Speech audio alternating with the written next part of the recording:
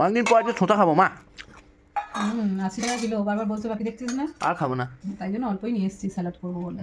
একটা আইসক্রিম রাখা আছে দেখছি। সব থেকে ভালো কথা কি, আজকে আমি গরম গরম ভাত খেতে পাবো। এটা ভালো কথা। অন্যদিন ভাতে একদম জল ছেড়ে যায়। ওটাই ভালো। 4টে ভাত, সকাল 8টার ভাত রাত বিকেল 4টের সময় খাই। আজকে কী কী রান্না করছি জিজ্ঞাসা করলি না তো? না জিজ্ঞেস কেন করবো, এক্ষুনি তো দেবে, দেখতেই পাবো।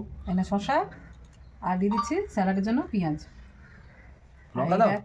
লঙ্কা। হুম। এই দেখ চুনো মাছ ভাজা, আর চুনো মাছ দিয়ে পেঁয়াজ কলি আলু বেগুন দিয়ে চচ্চড়ি। বাহ, এটাই ভালো লাগে। আর এই দেখ সানডে স্পেশাল আজকে কি হয়েছে। এটা কি গো মা? আজকে হয়েছে লাল লাল ঝাল ঝাল মাটন। হ্যাঁ। ইয়েস। বাহ, আজকে তো খুব ভালোই হয়েছে সব। এখন জমে যাবে বল। হ্যাঁ, দাও দাও দাও। এবার হ্যাঁ। এই দেখ, এইটা কিন্তু খেতে হেভি লাগে। তবে আজকে বেশিরভাগটাই হাড় হাড় মতো লাগছে, মাংসটা ঠিক পছন্দ হচ্ছে না আমার। তো রান্নাটা কেমন হয়েছে জানি না। এই নে দিয়ে দিলাম, আর দিচ্ছি টমেটো খেজুর আমসত্ত্বর চাটনি, আর এই নে নতুন গুড়ের রসগোল্লা একটা।